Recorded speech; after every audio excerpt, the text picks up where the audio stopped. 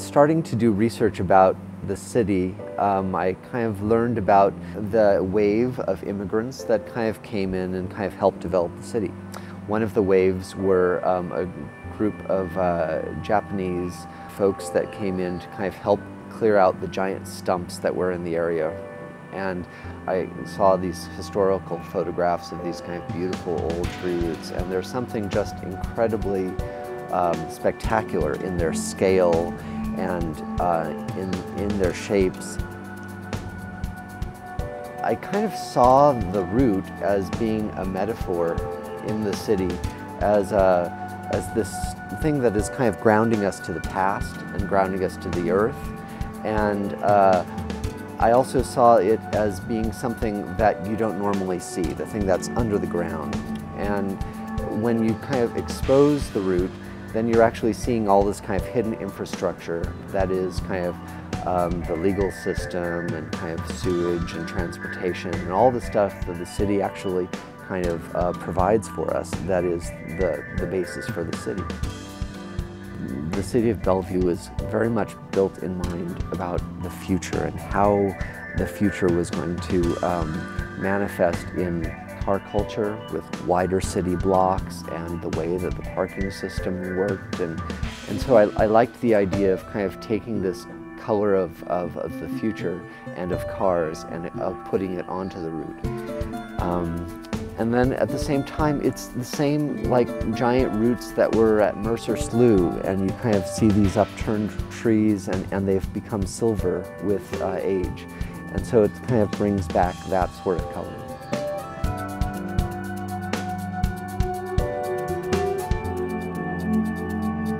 The tree root was harvested in the 1800s, and it was part of a number of different roots that were kind of merged together to create the piece. So we actually took this root and kind of propped it up in this kind of angle so that it's going to fall over and it wouldn't normally be able to hold up by itself. And then we grafted on additional roots on top of this to make it into the shape that we wanted to. After that, they start kind of carving up the root and making kind of smaller sections. So when they actually do the foundry work for it, they're actually casting in things that are about 24 by 24 inches. So kind of very manageable sizes, which means for a project of this scale, they have hundreds and hundreds of castings. So they go and take molds, and they do molds one of two ways. They'll actually kind of will take a rubber mold off of the surface of one of it, or they will dip the whole thing into a slurry of ceramic, and then they will put it into an oven. And for the smaller pieces, they just kind of burn it until it becomes ash, empty out the ash, and then they can pour the bronze directly inside. After that, they break up the mold, they clean it up, they sandblast it, then they start joining all the pieces together. But before all that, we've had to have the whole thing structurally engineered to make sure that it will not collapse, and also that it will be able to kind of hold up this precarious angle. I think that the process of making this thing is a little bit magical. And if you kind of look at you're taking a solid material and you're melting it down and pouring it. When you're there and you're watching it actually being done, it's like alchemy.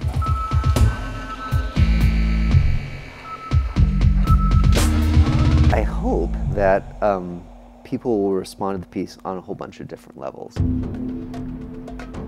So first of all, it's scale. It's this kind of very massive thing, and it's a piece of nature that's frozen in time. If you look at it, it's just beautiful when you come and see it up close. There's also this this tipping point. You know, it kind of has this attitude where it's kind of dangling a little bit.